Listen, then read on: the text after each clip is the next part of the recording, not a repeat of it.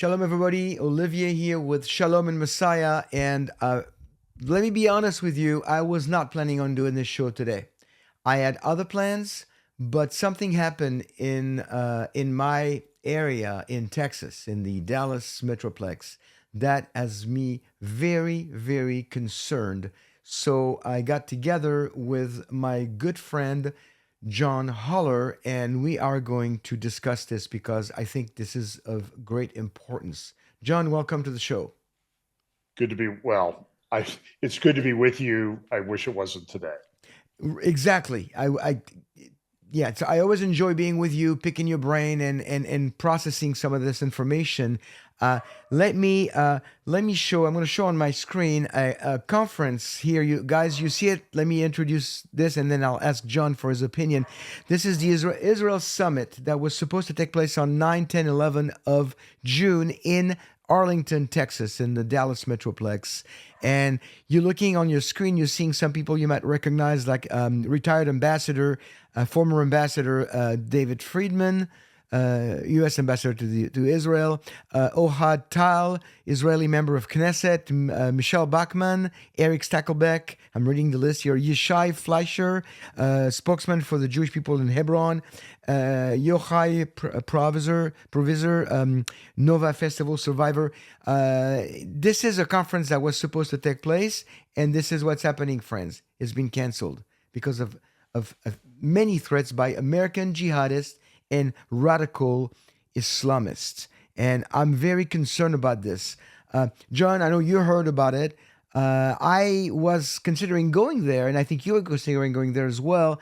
Um, it's a big to do. I mean, I've been to one of those in Dallas recently, the Jerusalem Prayer Breakfast. It's a peaceful gathering of Israel's supporters, Jews and Christians alike, people who get together who support Israel. Now, mind you, in the current context of things, it's a peaceful gathering, yet the backdrop of it is what's happening in Israel and in the Gaza Strip, and in the different fronts that Israel is fighting in a war since October 7, 2023. But it still is a peaceful gathering, or was supposed to be a peaceful gathering.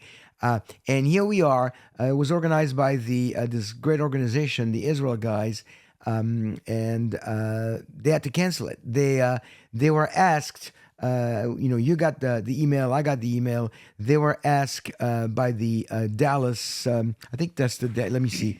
They were asked by the Arlington PD $556,000 for security, and they could not, on top of that, bring any of their own security. The organizers of the conference. Then they had to cancel the venue, and then they found a church that said, "Hey, we'll host you. We love Israel. We'll do that." And that church, that lasted for not very long. The church got a lot of threats from, again, jihadists and Islamists in the area, and they had to cancel as well. So they had no other choice but to completely cancel the event. They had over 1,000 people signed up, and here we are. And what concerns me, John, is that it's in Texas. If this happens in Texas, what is going to happen in the rest of the U.S.? And I know the end of the story. You know the end of the story. Yeshua wins. We win. For those of us who have placed our trust in Yeshua, Jesus. In the meantime, right now, the jihadists have won that one. Your thoughts? Wow. Yeah, Pam and I were thinking about going, but we just did a long trip and we decided not to. I was going to live stream it. I don't know the Hiltons or the other guys, but I know a number of the speakers: Jeremy Gimpel, Ari Abramowitz, uh, Yishai Fleischer. When I was in Israel 2 years ago, I actually went over to the Fleischers' home for Shabbat, Right. and and Yishai's an Orthodox rabbi, as are Jeremy and Gimpel and Ari Abramowitz. And we've had Jeremy Gimpel here a number of years ago here at our church. So they're Zionists. They believe in the state of Israel. This is all very troubling to me. I mean, and it's Texas. We think of Texas as conservative. I would highly recommend, though, and I understand the decision made, but I'm Yeah, telling I you do too. that I do too. but the decision shouldn't stop there. Governor Greg Abbott, the Attorney General of Texas, the local authorities need to find these people out, dig through their social media, find the IP addresses, find the people, and sue the smithereens out of them. Do lawfare against them. I mean, look, this is exactly what has been going on in what the president has been trying. President Trump has been trying to fight at Harvard, Yale, and that sort of thing. And they all just say, oh, it's just free speech. It's just free speech. It's not free speech when it's going to cost you $500,000 for security. That's right. And that's from the local police. So this is ridiculous. But Yishai, I want to say, Olivier, we're seeing this incredible Islamization of the West taking place. And we could spend a lot of time on this, but the point is, it seems right now to be centered in Texas. And this is being done. Texas is a big state. They're trying to upset the election demographics of Texas. And I would highly recommend that you go follow Amy Meck, M-E-K. She is the founder of an organization called the Rare Foundation, RAIR Foundation, rarefoundation.com. And follow her on X at Amy Meck. Follow her website, rarefoundation.com. And you can see articles. Back in early April, she wrote a very comprehensive article on what's actually happening in the Dallas area. So, as you know, living in that area yourself, Olivier, and I actually tried a case once in Fort Worth. So I spent a lot of time down there, and I usually stayed out in Arlington where they were going to have this conference. And right next to Arlington or just down the road is Irving. And in Irving, Texas, they have Islamic oriented communities. They have a thing called the Islamic Center of Irving. It's a very large mosque in Irving, Texas, and they have a number of subdivisions with HOAs, and they're essentially becoming Islamic colonies. Many of the streets in those subdivisions are named after Islamic conquerors, historical Islamic conquerors, not Jim Bowie or the people at the Alamo, Islamic conquerors. Why? And a lot of them, some of them are being funded. I think Irving, the city of Irving, gave $1 million to this mosque. We're having the same problem here in Columbus, out in the Hilliard, Dublin area near where we used to live. There's a giant mosque there, the Noor Mosque. And looking at an aerial of the Irving Mosque, the Noor Mosque is similar size or larger. And there's something happening in the northern part of the Metroplex in the Plano McKinney area as well, where they are building mosques at a very, very fast rate. And there's like a multiplex, like a small city being developed. And I think that Governor Abbott actually put a stop to it a few days ago. But it seems like it was because of some breach of, permit issues, and it Yeah, was not he treated it like a zoning issue or something. exactly. And it's like, if you can fix the zoning problem, then go ahead, build your infrastructure, and then that's so that I'm following that to see what's going to happen. But I'm really concerned because well, what concerns me is that we are starting to see now in the open since October 7th the green red axis of Islamists and radical left, like this crazy guy from well, I shouldn't call him crazy, but more evil, from Chicago, who killed the two Israeli diplomats a couple of weeks ago. Was it a memorial for them in Dallas last night, just to be there to show my respects? And there was quite a few people actually, and several people from government. Was glad to see that it was attended. So this guy is like a liberal Marxist, I guess, And so you've got the left and radical Islam, and they are agreeing on this thing, which is eradication of Israel, killing of the Jews, where they don't agree on anything else, ideologically, of course.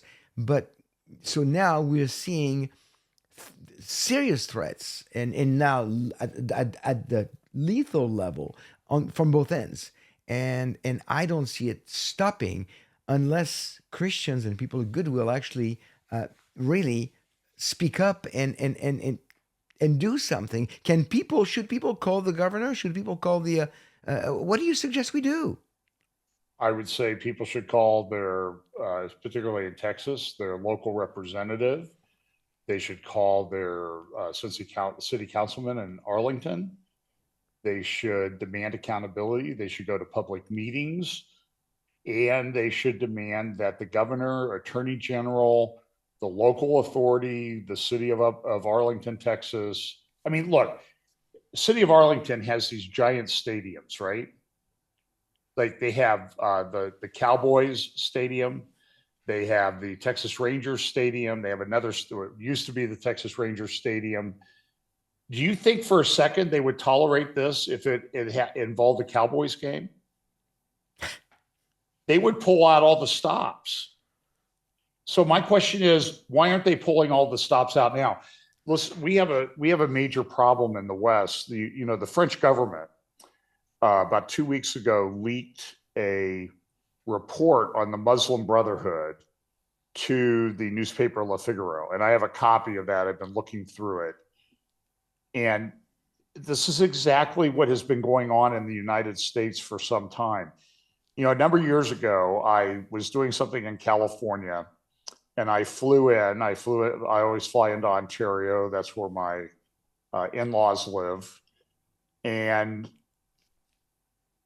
that was the day they had. When I got there, there were sheriffs all over Interstate 10 out in the Ontario San Bernardino area. Right. Why? That's the day that the terror attack occurred at that. I believe it was an Amazon facility in San Bernardino. And I had friends, a friend who, well, I take it back. It was some place was attacked.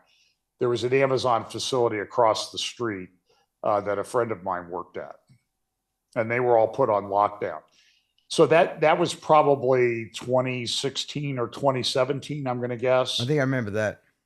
And so at that time, I did a lot of research on what was going on, and I cannot remember. I'd have to go back and look at my sources, but I did dig through. There's a Muslim Lawyers Association, clearly tied into the Muslim Brotherhood, that was pushing the appointment of judges through the Obama administration. So this has been going on for a while now, and it's happening in France. It's happening in the UK. When I was in the UK in 2018, Olivier, we stayed 4 blocks from Marble Arch, which is the in Hyde Park, where they have Speaker's Corner, the great free speech place. Right.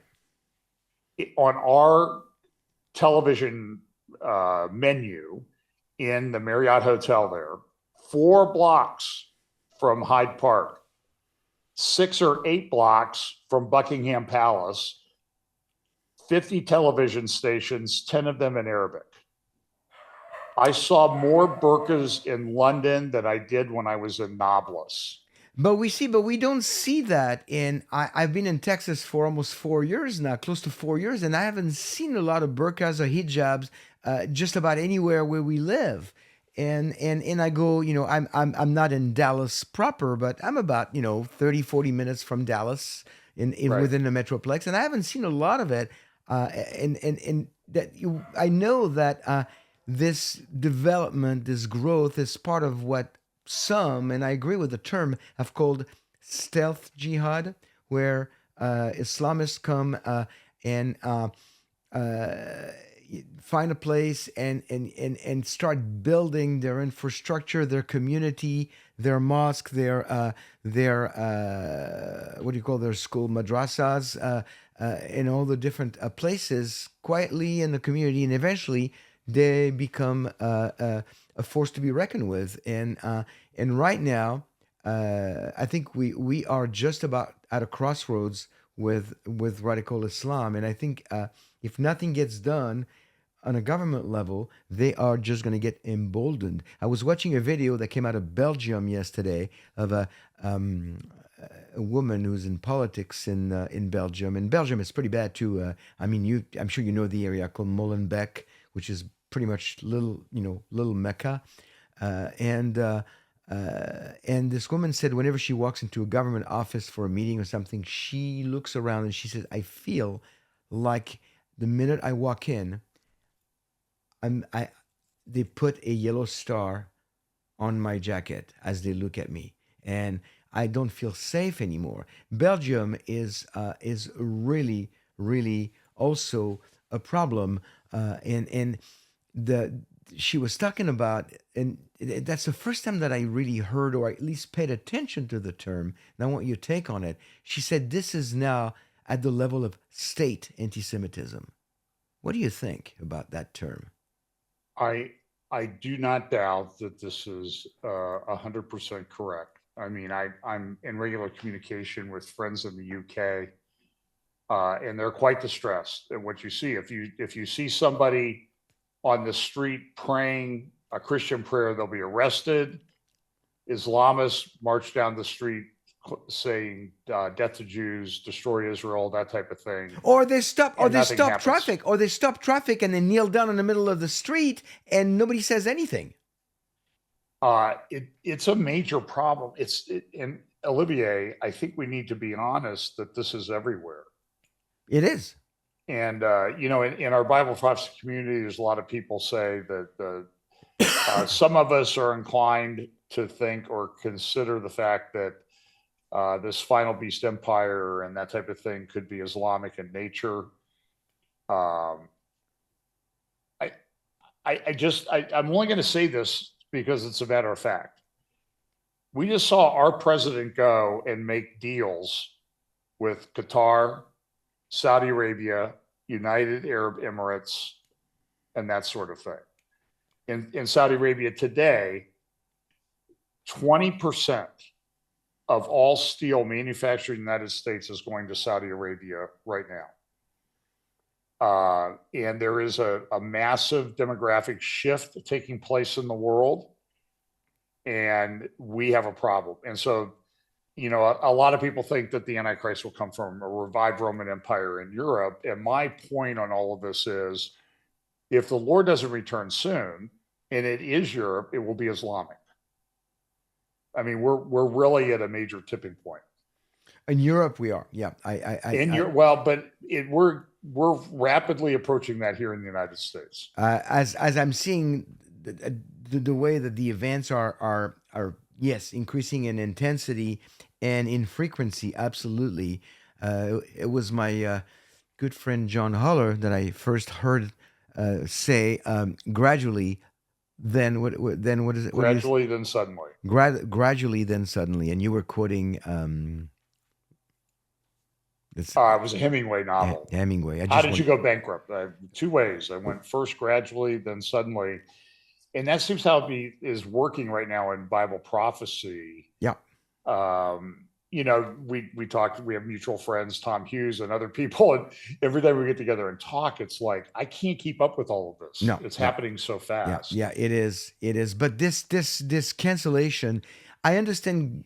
Governor Abbott, I think, even got on the phone and said, "You can't do this. It's too dangerous." He's thinking of the public safety, of course, not just the conference, the people attending, but the whole area, because it's one thing that somebody walks into a museum and kills two people, and that's pretty bad. I'm not saying it's not bad, but somebody could just drop a bomb or dirty bomb, or I mean, how many sleeper cells do we have in America that we already had from before? But how many more got set up in the last during the last administration? We'll never know, but we might find out. And you know what? It only takes one or two to make a real mess. Well, So I've been watching people like Sarah Adams and John Gualdano and others who are expert in this area, and I you know, I have it. I don't want to be an alarmist, but what they say is the warnings are dire, I and was people. talking. I was talking to our friend Tom Hughes today, um, and I said, Tom, I'm really concerned and not scared because I'm secure in my position in Messiah and my salvation. And I know that I'm going to be in God's presence for all eternity. But I'm still very concerned because a lot of people who don't know Him. And I was talking to Tom. He said, Tom, he said, Olivier, right now Christians are being tested. It's easy to say, I love the Jews, I love Israel, pray for the peace of Jerusalem when things are the way they are. But when it's getting to become what it is right now, Christians are really going to have to make choices when it's very, very dangerous and it's going to cost them and it's going to be a big decision to make. Do I support Israel? Do I continue to be vocal about my support for Israel? Or do I do it quietly or do I stop? And so he feels like we are being, as believers, we are being tested. What do you think? Yeah. By the way, the Israel summit I think went through this last year in Nashville. Uh, uh, it Their was in Nashville initial. and it almost got canceled. Okay, well, maybe they had attorneys intervened on their behalf then. But I seem to recall that their initial hotel or wherever they were having this was said they were going to cancel. The interesting thing about this is I'm looking through the news reports. I only see it on conservative US and Jewish like JNS, Daily Wire, that type of thing. That's the only place I'm finding as CBN. That's the only place I'm finding news about this. Right. And I'm going to guess you're not going to hear any news about this, but this is exactly what has happened on Ivy League campuses here in the United States. Is they've gone after Jewish students and the constant harassment of them and the physical threats to them. And I'm a free speech guy, okay, but there's Me too. something that needs to be done, and this is clearly targeting. And this is sort of I think this is a watershed moment because heretofore it's been Jews. Now it's Christians who support Jews, That's right. and it's shifting. And so I would advise every church and every conference that does these things, you need to have security, at least a presence of security and that sort of thing. This is a watershed moment here in the United Yeah, States. I think you're not going to hear this on the news too much, but this is definitely a turning point. I agree. Uh, so the advice that I would give our audience is wherever you are. I mean, if you're in the area, call your your city council, call your representative, uh, call even we need even to call Governor Greg Abbott to let him know that we have a voice, that we are concerned as citizens of Texas, and I don't know what else to do at this point. I mean, of course, prayer, but I was at an event last night, and it was in a synagogue, and I didn't know where I was going until I registered. And 3 hours later, the day before, 3 hours later, they sent me an email after I registered with my name and everything. They said, "Okay, this is where it's at," and of course, they said that nobody can, you couldn't carry any weapons or bring anything. This would be, it was very high security. I'm glad there was, but the minute I left the event, I called my wife. I said, "I'm on my way home. I'm okay." I never did that before. I've never done that before when I go to an event, a Jewish event, and then call my wife to let her know that I'm safe. And these are the days we live in, John. And Right. you're right when you said it's not just in Texas; it's everywhere. I didn't want to do I didn't want to do this program, and I don't want to keep it much longer than this. But people need to know this. People need to be vocal. People need to call their reps and the governor in Texas. We need to be vocal because the enemy is very present in large numbers everywhere and very vocal. So vocal, then they can threaten us, and we have to cancel an event for security. So how come the Christians and the Jews cannot get together and be vocal back to say, hey, we're not going to have that? We cannot afford to be silent. we've seen this across Europe ever since the mass migration that happened back in 2015, I think. And so this is called Hiraj or something like that. Hijra. It's called a strategic migration. It's clearly done for a reason.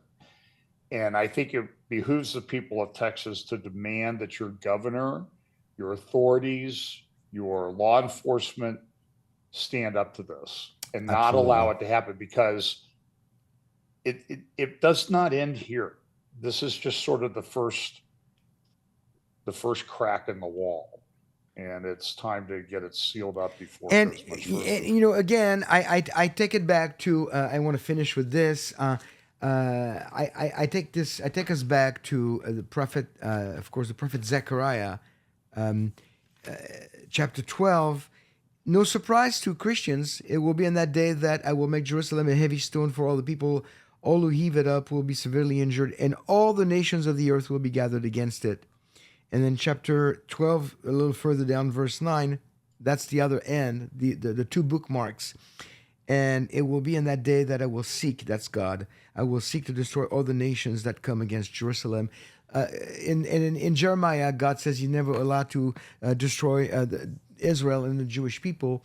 But right now, Satan is running on fumes. He knows the end is near. He knows Yeshua is coming back, and he's just going full force against the Jews. It's open season, friends. And you know what? John said it. I agree with him. It's not just open season on the Jews and on Israel. It's open season on those who support the Jews. But do you want to be on God's side, or do you want to be on the world's side? If you want to be on God's side, you support Israel.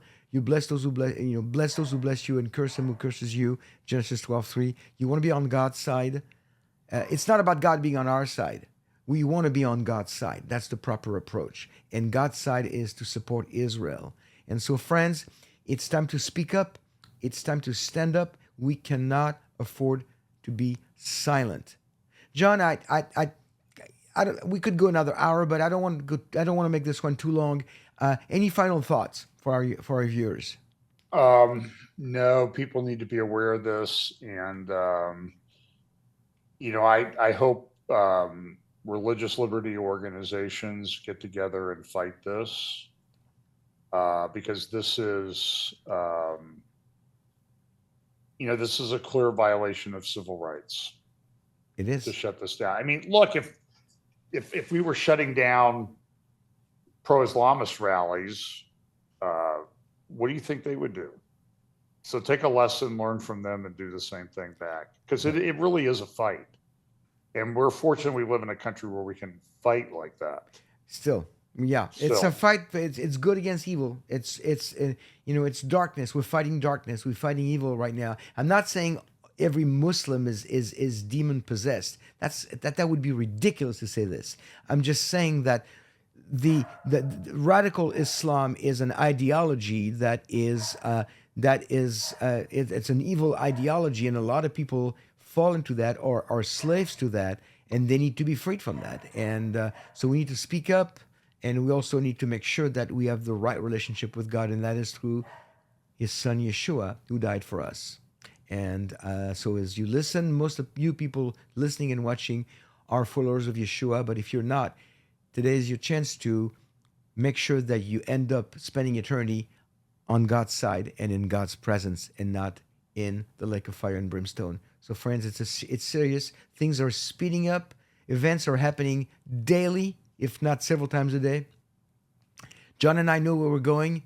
We are awaiting the day that we're going to be reunited with the Maker of the universe and spend eternity with Him. We want you to be with us. Take it seriously. And thank you for watching.